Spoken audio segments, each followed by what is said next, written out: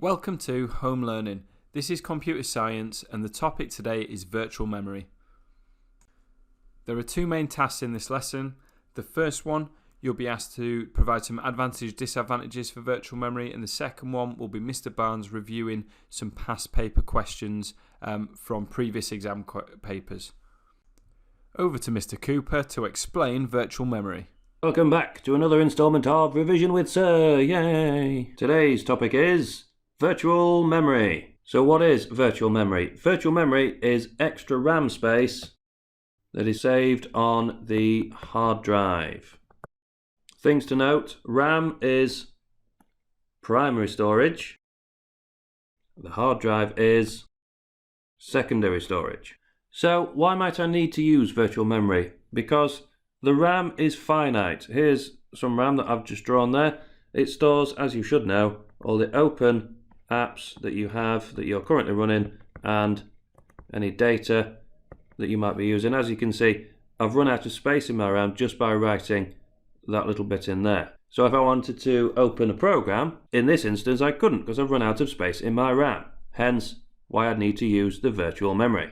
So here we have a little example of some RAM with some programs running it, and the CPU can access this really quickly because the RAM is quite close to the CPU. Now what if I want to use Photoshop? As you can see, it physically won't fit in the RAM. It's too big. So what can the computer do about this? Your computer can use part of the hard drive as virtual memory. So you can take apps that you are not currently using or bits of data that you're not currently using and put them into the virtual memory without having to close them down and without having to delete anything or save anything and stop what you're doing. So then Photoshop look will fit in the RAM and you can run that no problem. Now I know what you're thinking, why don't we just do this all the time? Well, as you can see, the CPU is quite close to the RAM there, so the data transfer is quite fast. If you started using it from the hard drive, you would have a lot further to go to get your data and to process all the instructions. So it would be a lot slower. So then what if you now are finished with Photoshop and you want to use one of the other programs again? Well, you can close that down and then it leaves space in your RAM for your other apps to go back into the RAM and to be used normally. That's all we've got time for. See you next time. Thanks for that, Mr. Cooper. Now you've had some information about virtual memory, it's now your turn to look at sorting some statements and stating whether they're an advantage or a disadvantage.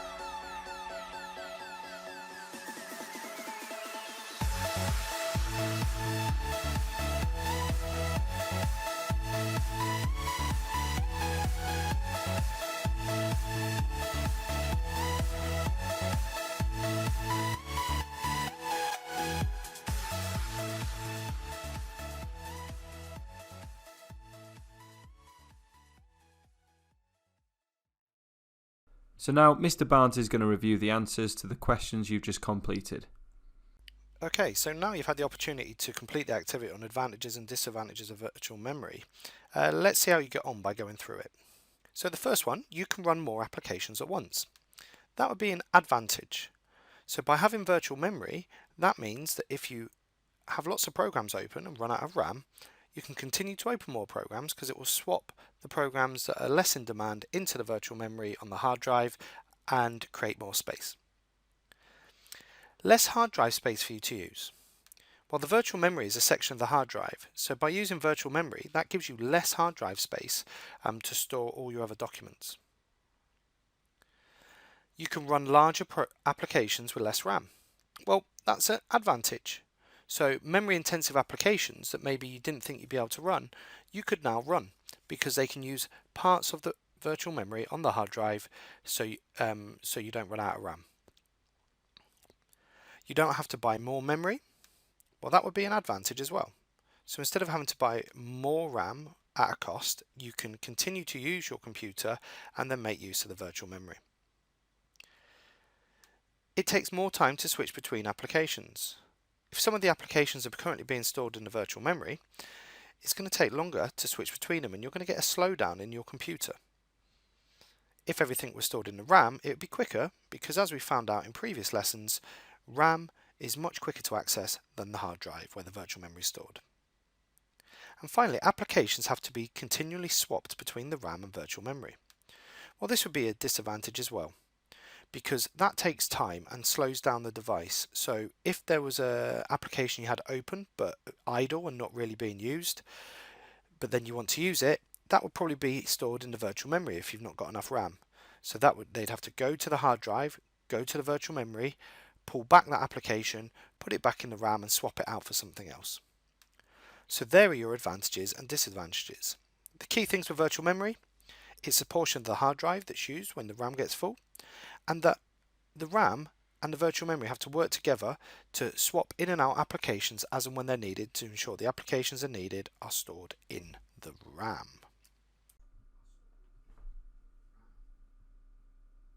Okay, next up you're going to complete some past paper questions. You'll get 5 minutes to complete these questions and then Mr. Barnes will review them.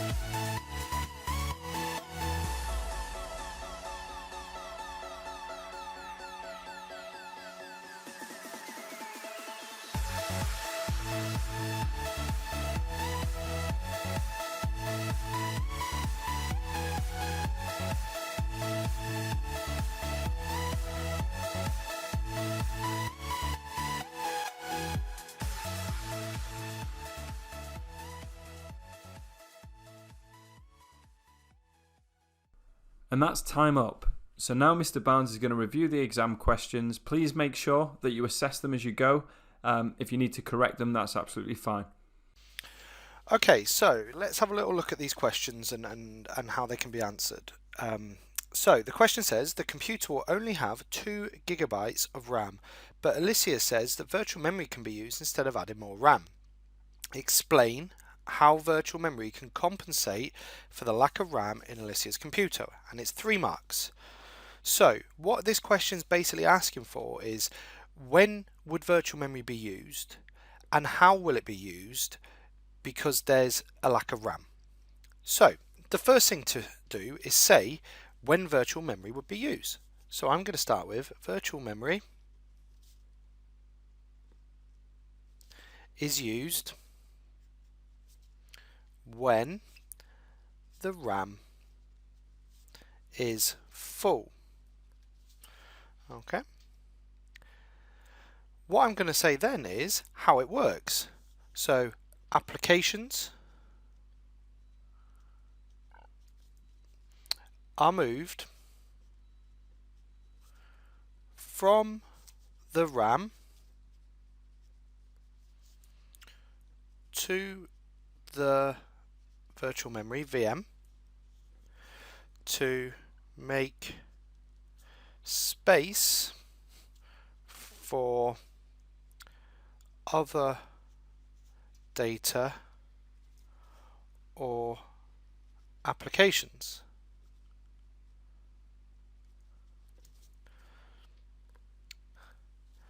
When the applications in virtual memory are needed, they are moved back to the RAM.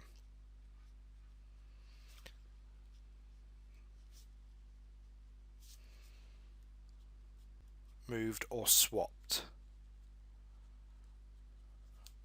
with other data in the RAM. Okay, I've clearly made 3 points there. When is virtual memory used? How it compensates for the lack of RAM, and how stuff that ends up in the virtual memory or applications that end up in the virtual memory are then put back into the RAM when needed.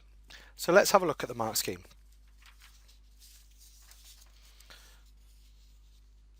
So the mark scheme says virtual memory is used when the RAM is full. 1 mark. It then goes on, and my answer says data from the RAM is moved to the virtual memory. Okay, so applications data move from the RAM to make space for other applications. So there's your 2nd mark. You could also say where virtual memory is, so it's part of your secondary storage. Okay. And my third mark is when the applications in virtual memory are needed, they are moved or swapped with other data in the RAM. Okay, so I have met the criteria there for when data is in a virtual memory is needed, it's moved back to the RAM. So 3 marks. I could have also said RAM can then be filled with new data. So there's a 3-mark answer. The next question then says, explain why it would be beneficial for Alicia to get more RAM instead of relying on virtual memory. Okay, so what that's asking is, why is it better to have more RAM than a bit of RAM and using the virtual memory all the time? Well, the virtual memory, as we know, is in the secondary storage, in the hard drive. And the RAM isn't and is quicker to access. So first of all, I'm going to say, having more RAM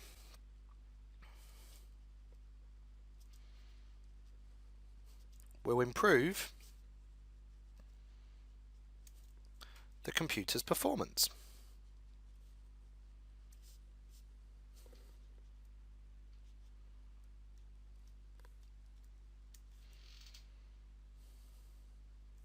And then I'm going to say why. This is because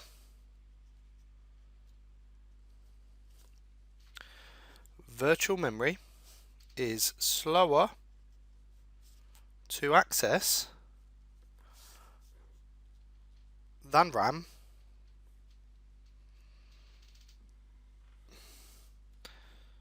and data needs to be transferred between the two, and this takes time. Okay, so here I've made the point of why it's beneficial, improve the performance, and then I've explained why. So let's have a look at how that works with the mark scheme.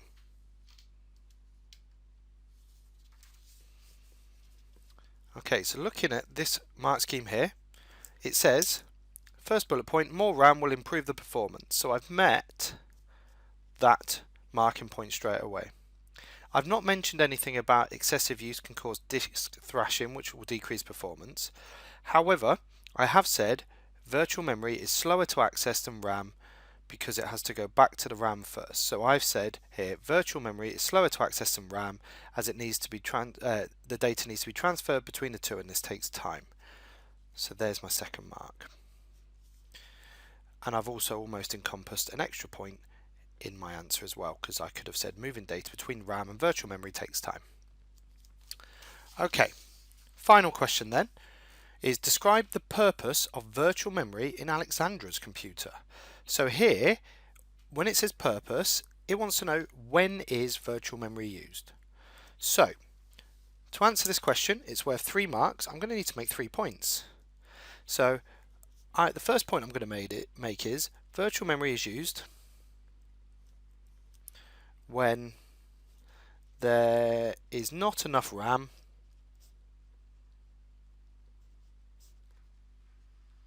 available. And then I'm going to explain how it works. So, data not currently needed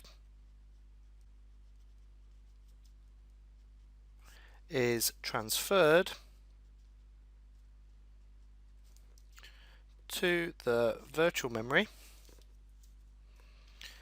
to free up RAM for other applications. And then I'm going to say what happens when we need the stuff that's in virtual memory. So when the data in the virtual memory is needed, it is then swapped back into the RAM.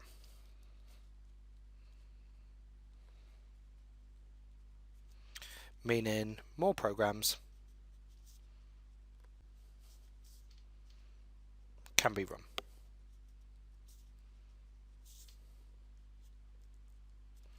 Okay, so one last time, let's look at how my answer, which explains when virtual memory is used, and how answers this question. So, I have said virtual memory is used when there's not enough RAM available. If we look at this first marking point, it allows the user to run programs when there's insufficient RAM. So that makes that mark point. Data not currently needed is transferred to the virtual memory to free up RAM for other applications. So here in the mark scheme it says it moves data recently used to the hard drive, which is where the virtual memory is, to free up space in RAM. So that marking criteria is met. And then the final marking point is I have explained that more programs can be run as it can be stored in virtual memory. So there's my third mark point.